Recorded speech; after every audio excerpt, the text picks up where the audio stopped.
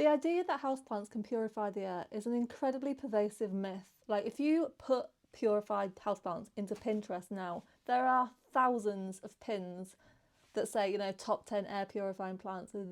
It's everywhere and it's constant. And it is all because of the 1989 NASA study. It is worth reading. It's not very long, and they claim that houseplants do purify the air, but you have to read the whole thing because the intricacies of it are incredible. It is a masterclass in how to scam people. When I was first planning this video, I had sort of planned an analogy that buying a peace lily to purify your home would be like buying a bee to make a jar of honey, with the idea being you would need so many that you'd spend so much money caring for the bees / plants that you may as well have just bought the honey / air purifier in the first place. But it's actually worse than that, because bees do make honey. Plants don't really purify the air. They sort of do, but they also really don't. The study is honestly incredible. So, study is called, it's always down as like the clean air study, but it's not called that. It's called Interior Landscape Plants for Indoor Air Pollution Abatement.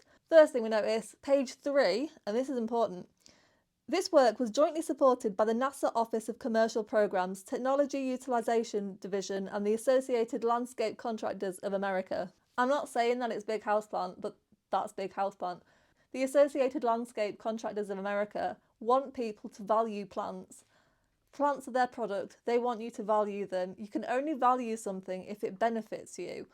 The only real benefit to houseplants is their decor and they're fun. Like, for me, they're a hobby, but that only targets a very small section of people. If you want a massive group of people targeted, you say that they have a benefit, and the benefit that they picked was air purification. So they needed a study that proved that houseplants purify the air, and it sounds like it's something that could happen. Interestingly, the study had nothing to do with space travel in the beginning. NASA are very much the second party to the Associated Landscape Contractors of America. The first thing they tried to do was tie it to this thing called sick building syndrome. In the 70s, energy prices skyrocketed, so to sort of tamper this, they made buildings more efficient by basically sealing them in. So hot air couldn't get out and cold air couldn't get in. The issue with this is that the building materials they used apparently off-gassed chemicals, and this caused sick building syndrome, which was people having headaches. If you look at it now, the general consensus among like health bodies, I mean, I looked at the NHS, but they all say basically the same thing. Sick building syndrome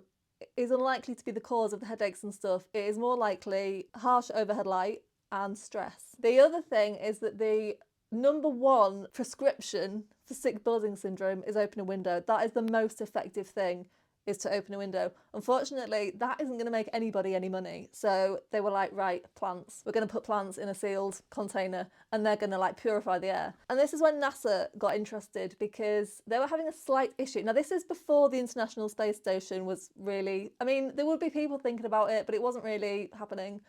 And NASA had the terrible problem that some dude in Russia had this whole ecological machine going with like, it was purifying water, it was purifying the air, it was sorting out sewage. It was this whole big like machine thing, and NASA were like, we have nothing. Air purifying plants, perfect. Everyone will love that, and the shuttles will look lovely. So they got right on board. So now we've got the people trying to sell us plants backed by NASA. I mean, this is just a match made in heaven. So what they did was they got some houseplants, and you can see the list on Wikipedia.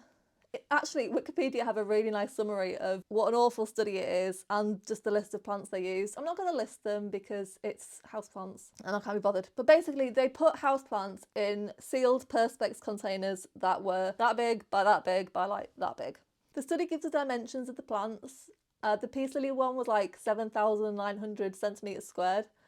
I have absolutely no idea how big that is. I think it's quite big. Like, I tried to measure my peace lily using like the standard leaf measuring sum, and I think it came out as like the peace lily would have like 41 leaves. So it was a sizable specimen. It would only like just fit in the box. So yeah, they've got the plants in the box. They were kept at 30 degrees Celsius And the light was 125 foot candles, so an overcast east-facing window, not brilliant light, very sort of average light, and this will be important later. And then they would pump the chemicals in. There was various methods of doing this because the chemicals didn't like being pumped in, so there was various things they had to do to get the chamber to like fill up with the toxins. And they measured the level of toxins at the start of a 24-hour period and at the end. Then they published the results. The results were very interesting. Again, I've linked the study below. If you want to see how effective they were, you can go and read it. But honestly, watch to the end of this video and you might not want to bother. So they found out that the toxins were removed pretty effectively. I'm going to do peace lilies just because they seem to be the like figurehead of air purifying houseplants.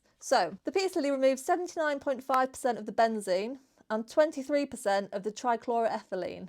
Now, as well as the benzene and the trichloroethylene, they also measured formaldehyde, but they didn't have the results for formaldehyde. They did have results showing the like units that it absorbed, but because we didn't have the start units, you can't really tell. They didn't have the percentage of the formaldehyde removed, so there's just sort of raw numbers. So I'm going to assume it didn't remove very much formaldehyde. They did various different iterations of the study in terms of removing the leaves, and it's actually quite interesting that the plants with all the leaves removed still removed a significant proportion of the toxins.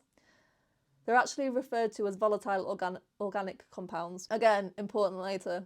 They found that the plants removed the toxins most effectively if the soil was exposed, so like the bottom layer of leaves was removed and the soil was open to the air.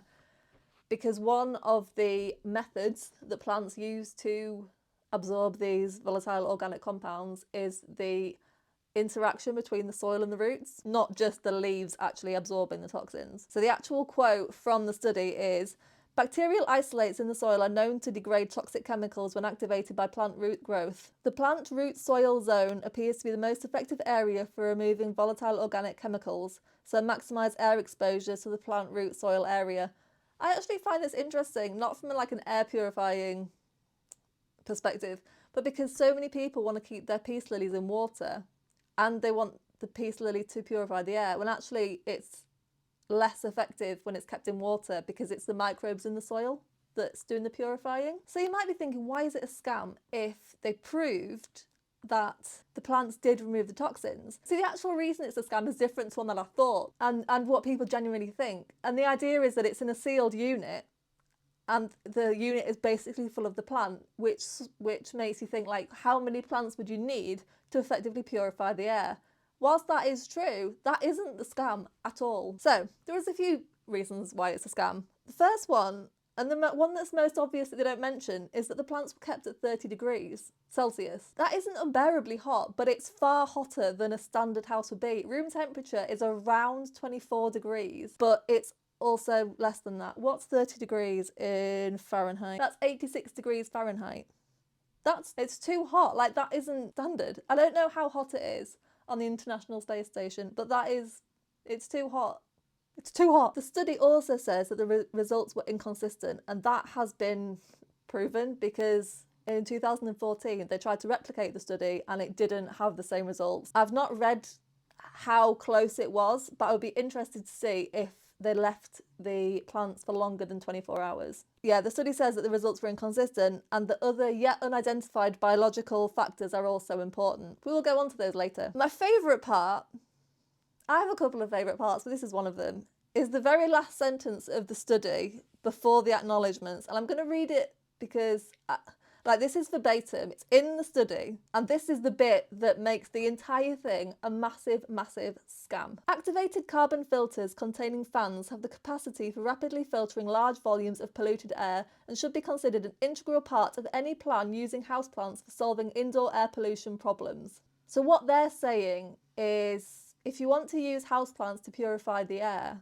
you also have to use an air purifier, which begs the question, why bother with houseplants in the first place? Now, if you read the study, they did use air purifiers in the setup for the study. Now, the study, I think, was written by Big Houseplant because it says, low light requiring houseplants, which immediately makes me think Big Houseplant, along with activating carbon plant filters, have demonstrated the potential for improving indoor air quality by removing trace organic pollutants from the air in energy efficient buildings. But earlier in the paper it says, as temperature and light levels are increased, it is expected that indoor pollution removal rates will increase.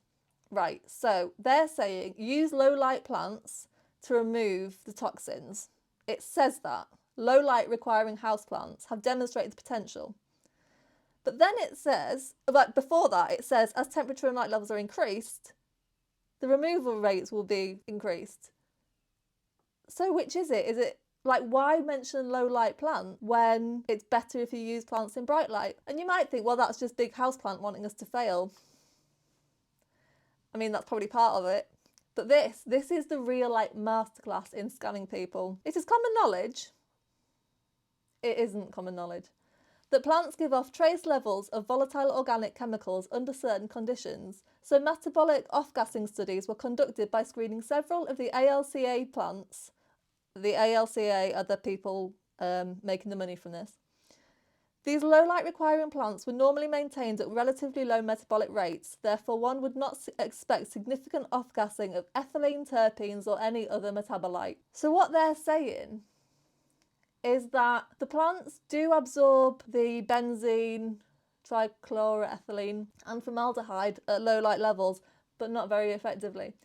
But if you want them to be more effective and you keep them in brighter light and warmer temperatures, they then start releasing other toxins. So what is actually happening, and this is probably what they ran into in the 2014 study. So your plant is in its little box and they measure the toxin levels after 24 hours and they've decreased. If they kept it in for 48 hours, they might have gone up again because the plant isn't absorbing the chemicals, toxins, and like eating them. It's not using them. It's absorbing them and then releasing them again. It's just like breathing them in and out. It's not doing anything to them. It's not like oxygen and carbon dioxide exchange. It's just living its life. So the 2014 study, they did it again, didn't work. Then in 2020, they were like, right, we need actual results. How many plants would we need? I actually like the premise of this. This was how many plants would we need in an office to make houseplants more efficient at purifying the air than opening a window? So actual useful information. 10 to 1,000 plants per metre squared to be more effective at air purifying than opening a window. And you might be like 10 to 1,000, because I thought, well, 10 to anywhere between 10 to 1,000 in a metre square area. Like, I mean, that's a massive difference. Do you have 10 plants? Like, ignore the 1,000 bit. 10 plants in a metre square, like per metre square. Like 10 plants in every... That's too many plants. So I'm just going to do a little condensed version of the conclusions that the NASA Clean Air study came to. So number one, plants absorb volatile organic compounds. And that's the one that everyone remembers. They do absorb them. We have it in a study. Number two, plants also release volatile organic compounds. So we're back to square one. And number three, which I think is most important, is that air purifying is most effective when used in conjunction with an air purifier, which I think we already knew. So yeah, that is why the NASA study was a massive, massive scam. And you can come for me, NASA, but like the study is right there. You can just read it.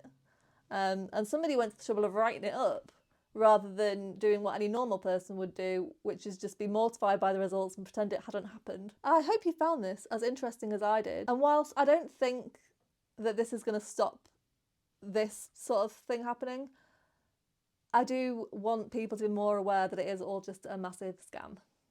So thank you very much for watching and I will see you next time. Bye.